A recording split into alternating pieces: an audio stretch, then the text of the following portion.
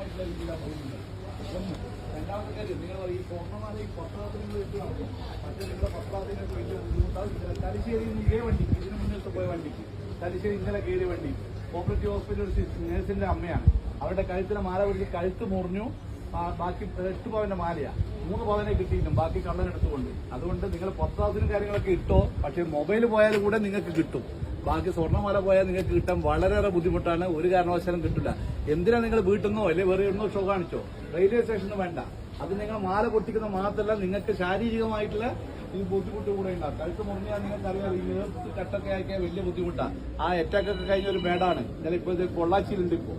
അപ്പൊ അതുകൊണ്ട് ഒരു കാരണവശാൽ നിങ്ങളെ പത്രാസ് കാണിച്ചിട്ടുള്ള മാല ഇട്ട് പോക്ക് വേണ്ടെന്നാ പറയുന്നത്. ഇനി ഇട്ട് പോകുന്നുണ്ടേ നിങ്ങളെ ഇഷ്ടം.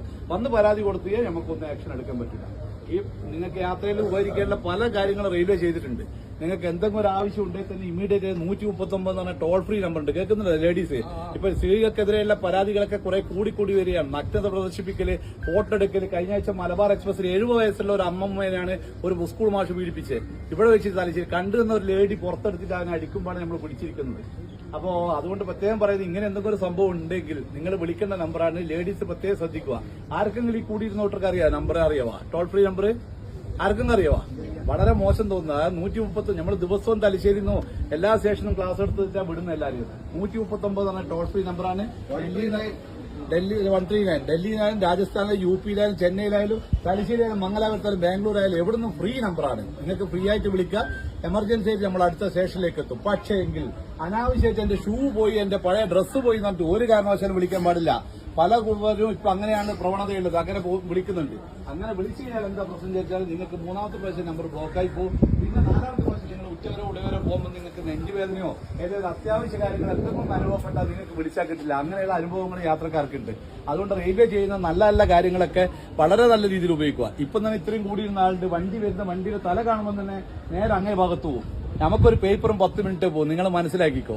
അതായത് നമുക്കൊരു പേപ്പറും 10 മിനിറ്റ് ഈ പോസ്റ്റ് പട്ടത്തിന്റെ കാര്യങ്ങളൊക്കെ എഴുതലും അത് ബോഡി വീട്ടിൽ കൊണ്ടൊക്കെ ഇല്ലു.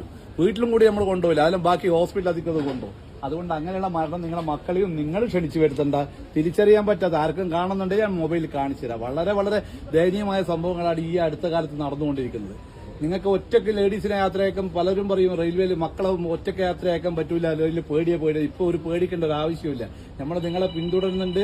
പിന്നെ നമ്മുടെ ഉദാഹരണത്തിൽ ഇപ്പൊ മംഗലാപുരം എന്ന് പറഞ്ഞാൽ തിരുവനന്തപുരം വരെ വരുന്ന ഒരു യാത്രക്കാരി ഒരാളാണെങ്കിൽ, സിംഗിൾ ലേഡി ആണെങ്കിൽ RPF വനിതാ കോൺസ്റ്റബിൾ എല്ലാ സ്റ്റേഷനിലും പോയിട്ട് മേരി സഹേലി എന്ന് പറഞ്ഞ ഒരു പരിപാടിയുണ്ട്.